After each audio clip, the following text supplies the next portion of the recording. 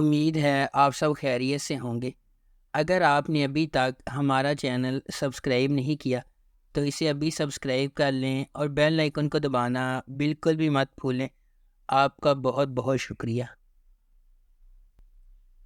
Number 8، سین کال کاپیمی۔ ادا ایک روشن خوبصورت نوجوان لڑکی ہے جو ایک پھول فروش پر کام کرتی ہے۔ وہ اپنی ڈگری حاصل کرنے اور اٹلی جانے کے خواب دیکھتی ہے، لیکن اس کے خواب اس وقت چکنا چور ہو جاتے ہیں جب بولت ہولڈنگ کمپنی کے وارث نے اس کی اسکالرشپ منسوخ کر دی اور اسے یونیورسٹی چھوڑنا پڑی۔ اب صرف دو چیزیں اسے جاری رکھتی ہیں، اس کی پودوں سے محبت اور اس کی سرکن بولت سے نفرت۔ جب سرکن یونیورسٹی میں تقریر کرنے آتا ہے تو ادا باہر احتجاج کر رہی ہوتی ہے۔ بدقسمت واقعات کا ایک سلسلہ ان دونوں کو دن کے بیشتر حصے میں ایک ساتھ ہتھکڑیاں لگا کر چھوڑ دیتا ہے۔ جب ایدا کو معلوم ہوتا ہے کہ سرکن واقعی وہ سب کچھ ہے جس سے وہ نفرت کرتی ہے، مغرور، خودغرض اور ایک مکمل کنٹرول فریک۔ نمبر 7، کیزل گونجالار۔ کیزل گونجالار مریم کی دل خراش کہانی سناتا ہے، جس کی شادی ایک اسلامی فرقے میں 14 سال کی عمر میں ہوئی تھی، اور اب وہ اپنی بیٹی زینب کو شیخ کے پوتے کی دلہن جیسی قسمت سے دو چار ہونے سے روکنے کے لیے بہادری سے لڑ رہی ہے۔ اس کی بھابھی کی رہنمائی میں، جو فرقے کی ایک سابق رکن ہے، انہیں احساس ہوتا ہے کہ انہیں فرقے کے طاقتور چنگل سے زینب کو بچانے کے لیے بھاگنا چاہیے۔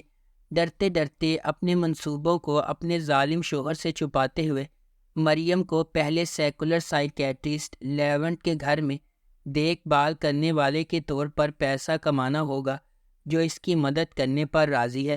ان کے متصادم مذہبی اور ترقی پسند عقائد کے باوجود مریم اور لیونٹ جذباتی طور پر ایک ساتھ کھینچے جاتے ہیں، لیکن ان کی زندگی میں انتشار اور گہرا ہوتا جاتا ہے جب ان کی بیٹی کی شناخت ظاہر ہوتی ہے۔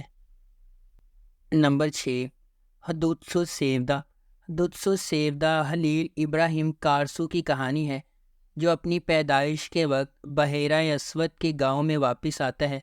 خلیل کو اس وقت فرار ہونے پر مجبور کیا گیا جب وہ صرف 5 سال کا تھا، جب اس کے والد کو مقامی کرائم باس رضوان لیٹو نے قتل کر دیا تھا۔ 20 سال بعد خلیل اپنی بچپن کی محبت یاسمین سے شادی کرنے گھر واپس آیا ہے، لیکن جب رضوان کا بیٹا یاسمین کو قتل کرتا ہے تو اس کا مشن بالکل نئی سمت اختیار کرتا ہے۔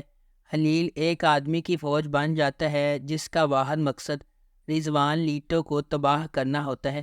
خلیل کو کچھ غیر متوقع اتحادی ملتے ہیں جب وہ رضوان کی مجرمانہ کارروائیوں کے ذریعے کام کرتا ہے، بشمول رضوان کی بیٹی زینب۔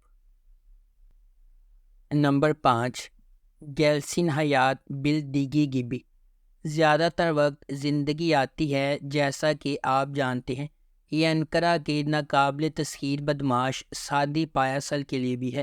سادی پایاسل کا ماضی کارا بایر ہائی اسکول میں اس کی پیروی کرے گا، جہاں وہ اپنے گندے ماضی کو پیچھے چھوڑ کر جغرافیہ کے استاد کے طور پر مقرر ہوا تھا۔ ریفارمیٹری سے کارا بایر ہائی اسکول میں آنے والے بچوں میں سے ایک سادی کے لیے بہت خاص معنی رکھتا ہے، لیکن دونوں اس سے بے خبر ہیں۔ ایک اور چیز جس کے بارے میں سادی پایاسل کو معلوم نہیں ہے، وہ ہے پبلک سیکیورٹی برانچ کی بے قابو پولیس اہلکار سونگل کی محبت اور دلچسپی، جس کے ساتھ وہ انقرہ سے آیا تھا۔ نمبر 4، اچکیزکاردیش۔ ایک زمانے میں ایک خوبصورت لیکن پر اسرار ملک میں 3 بہنیں رہتی تھیں، جن کا نام ترخان، دونش اور دریا تھا۔ ایک قریبی خاندان کے طور پر وہ ہر رات ایک امید افزا مستقبل کا خواب دیکھتی تھی، شاید ایسی پرورش جو ایولی کی دیودار کی خوشبو والی سڑکوں پر پریوں کی کہانی سے ملتی جلتی تھی، نے انہیں جوانی کی سنگین حقیقت کے لیے تیار نہیں کیا تھا۔ وقت گزرنے کے ساتھ بہنوں کو پتہ چلتا ہے کہ زندگی اور اس کے ساتھ ہونے والے انتخاب اتنے آسان نہیں ہیں جتنے وہ نظر آتے ہیں۔ ناقابل فہم راز وہ لوگ بھی چھپا سکتے ہیں جن پر سب سے زیادہ بھروسہ کیا جاتا ہے، اور خوفناک بیماریاں ماضی کی قیامت کا باعث بن سکتی ہیں۔ یہ انہیں اس سوال کی طرف لے جاتا ہے، کیا دنیا میں کوئی ایسی چیز ہے جسے وقت ٹھیک نہیں کر سکتا؟ نمبر 3، نمبر 309، اونور جسے اس کے دادا کی چھوڑی ہوئی وراثت حاصل کرنے اور کمپنی کا سربراہ بننے کے لیے شادی کرنی ہے اور بچے پیدا کرنے ہیں۔ اپنی والدہ کی درخواست پر وہ ایک ڈیٹ پر چلا جاتا ہے۔ لالے اسی جگہ پر ہے جس ڈیٹ پر اس کی ماں نے اس کے لیے انتظام کیا تھا۔ لالے اور اونور جو ایک دوسرے کو نہیں جانتے، مختلف غلط فہمیوں کے نتیجے میں ایک ہی میز پر بیٹھتے ہیں۔ یہ غلطی ایک بڑے تعجب کا باعث بنتی ہے۔ نمبر 2، زمرد دوان کا خوبصورت زمرد اس طاقتور اور متحرک ڈرامے میں امیر دمیر خان خاندان کے حسد اور دھوکہ دہی کے درمیان محبت تلاش کرنے کی کوشش کرتی ہے، جو قتل، انتقام اور جذبے سے لرزتی ہوئی حویلی میں قائم ہے۔